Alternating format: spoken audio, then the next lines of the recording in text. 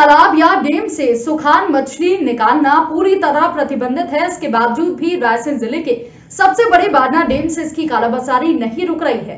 Barna dam में मत्स्य विभाग के जिम्मेदार अधिकारियों की मिलीभगत से सुखान मछली सेंचुरी क्षेत्र से निकाली जा रही है और मत्स्य विभाग आंख बंद करके चल रही इस कालाबाजारी को देख रहा है।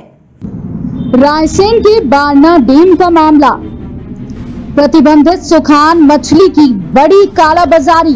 किसी भी डैम से सुखान मछली निकालना पूरी तरह से प्रतिबंधित है। बारना डैम में बिहार से 12 टीमें इस सुखान मछली को निकाल रही हैं। एक टीम में 8 सदस्य हैं।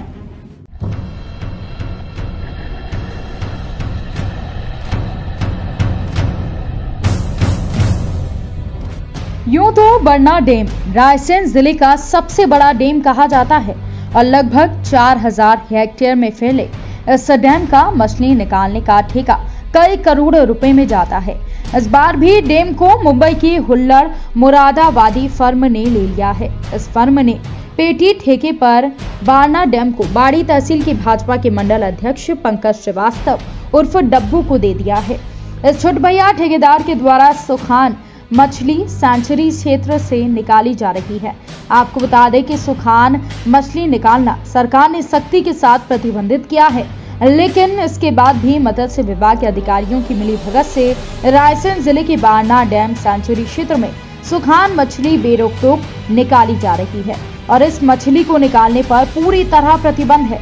इसमें डैम का ठेका भी निरस्त हो जाता है। मत्स्य विभाग के अधिकारियों की मिलीभगत से चल रही सुखान मछली की कालाबाजारी में ग्रामीणों के अनुसार पंकज उर्फ डब्बू का नाम आया सामने। सुखान मछली निकालना सरकार ने पूरी तरह से किया प्रतिबंधित। करोड़ों का चल रहा अवैध व्यापार, नहीं हो रही सुनवाई। मत्स्य विभाग सोया गहरी नींद में। इतनी पाबंदी होने के बावजूद भी जिम्मेदार अधिकारी इस मछली को अपनी आंखों के सामने निकलवा रहे हैं, जबकि इसको प्रतिबंध करने का कारण ये है कि अगर इस मछली को निकाला जाएगा तो मछली की प्रजाति ही खत्म हो जाएगी। इस कारण इसको पूरे भारत में प्रतिबंधित किया गया है।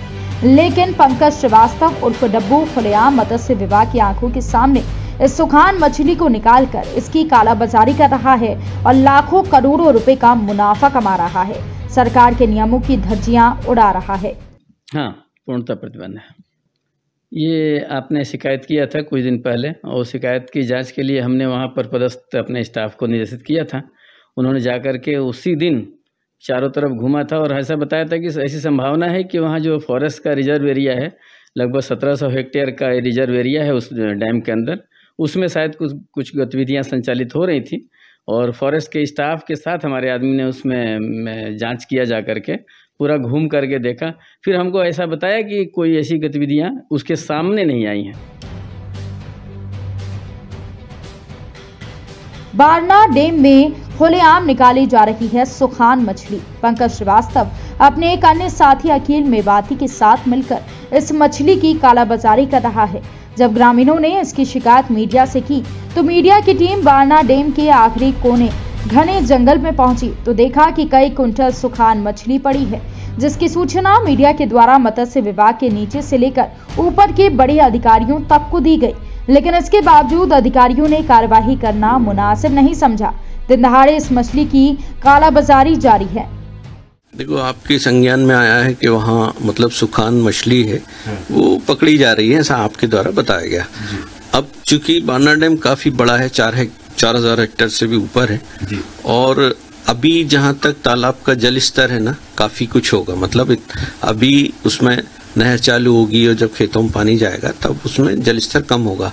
लेकिन आज के समय में मतलब मेरे जो अनुभव के अनुसार मैं बता रहा हूँ कि अभी उसमें छट्टा जाल चलने जैसी स्थिति नहीं होगी। लेकिन फिर भी अगर आप कह रहे हैं कि अगर वहाँ पे कालाबाजारी हो रही है, सुखान मछली पकड़ी जा रही है, तो हम उसमें अपनी तरफ से एक टीम बनाकर जांच कर लेंगे। अगर आपकी बात में सच्चाई है तो हम उसको जांच करके आपको भी अवगत करा देंगे। सर, जांच करने अधिकतर मत्स्य विभाग के जो अधिकारी हैं मॉर्निंग टाइम या दोपहर के समय जाते हैं, लेकिन इन लोगों के द्वारा जाल रात को 8 बजे फेंका जाता है और मॉर्निंग में 4 बजे निकाल लिया जाता है। और ये जो है बारना डैम के सेंचुरी क्षेत्र में ये काम चालू है। अच्छा, सेंचुरी में? सेंचुरी, हाँ। सेंचुरी, हाँ तो ठीक है, आप देख रहे हैं, लेकिन हम हमारे लोगों को लगा कि टीम को रात में भी चेक कर लेंगे। अगर ये लोग रात में करते हैं तो रात में कर लेंगे, ऐसा कुछ नहीं है। अगर जांच करना है तो वो तो 24 घंटे में कभी भी जा सकते हैं। सर, ये आपको एक बार और अवगत करा दूं कि नवंबर से जनवरी के महीनों में ही ये काम चालू रहता है। बाकी साल के सभी महीनों में ये काम बंद रहता है, लेकिन नवंबर से जनवरी वाले सर्दियों के जो मौसम है उनमें ये काम चालू हो जाता है। हाँ तो ठीक है, आपका कहना जो है हम देख लेते हैं उसको और जांच करके आपको। सर, सरकार के द्वारा ये पूर्ण प्रतिबंधित है ये मछलियों का निकालना? हाँ, प्रतिबंधित तो है कि सुखान मछली को चूंकि नहीं पकड़ा जाए। चूंकि हम जो लोग टेंडर करते हैं उसमें जो वेंडर का यही कहना रहता है कि बड़ी मछली ही पकड़ना, 1 किलो से बड़ी जो मछली उसका ही आप मतलब मत्स्याखेट करें और उससे छोटी ना पकड़े। जी, अगर कोई ये काम करता है, जो ठेकेदार ऐसा काम करता है, क्या उसका टेंडर निरस्त भी किया जा सकता है? हाँ नहीं, ऐसा उसमें अनुबंधों में शर्तों में लिखा हुआ है कि ये नहीं करना है जी। अगर ऐसा करते हैं तो फिर वो मतलब उनकी जांच करने योग्य है। वो मतलब विभाग की तरफ से क्या कार्रवाई रहेगी अगर वो ऐसा करते हुए पाए गए तो अपन उनका टेंडर? हाँ, जांच करके और जो नियम से जो कार्रवाई होना है वो नियमानुसार कार्रवाई की जाएगी। कार्रवाई में तो ये भी लिखा है कि उनका टेंडर भी निरस्त किया जा सकता है। हाँ, तो मैंने कहा ना कि नियमानुसार जो भी होगा उस पे कार्रवाई की जाना उचित होगा। बताया जा रहा है कि इसका बाजार मूल्य बहुत अधिक होता है और ये दवाई बनाने के काम में आती है। इस कारण ठेकेदार के द्वारा सुखान मछली को निकालकर बिहार या बंगाल से पार्टियां बुलाई जाती हैं और इस मछली को रात 8 बजे महाजाल फेंककर सुबह करीब 4 बजे के करीब नवंबर माह से जनवरी माह तक निकालती हैं। बारना डैम में बिहार से 12 टीमें इस सुखान मछली को निकाल रही हैं और एक टीम में करीब 8 सदस्य हैं।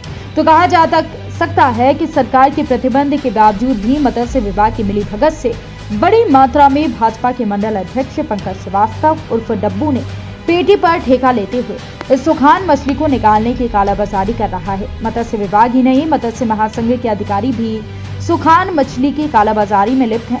इनके खिलाफ कार्यवाही करे कौन?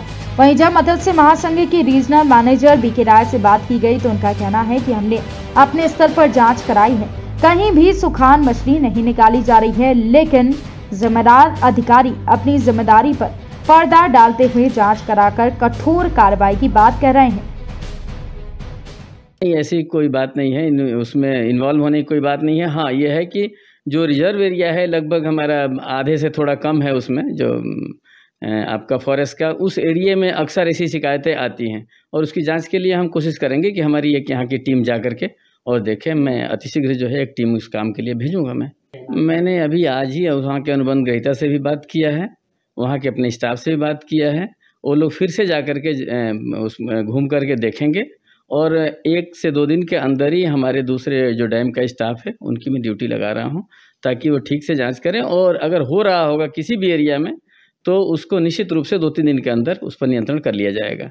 इस तरह के लोग आते हैं, कुछ असामाजिक तत्व होते हैं, वो भी कई बार इसमें इंटरेस्टेड होते हैं, खिलवा देते हैं। तो इन चीज़ों को जैसी शिकायत मिलती है हम लोग कार्रवाई करते हैं।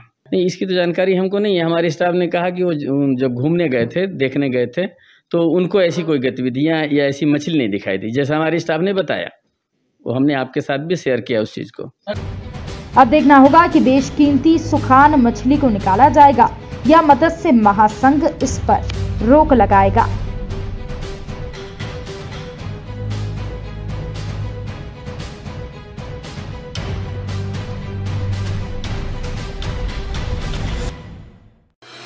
Rabindranath Tagore University, formerly known as ISECT University, the pioneers in skill development with focus on creating industry-ready professionals. Join India's premier skill-based university, Rabindranath Tagore University.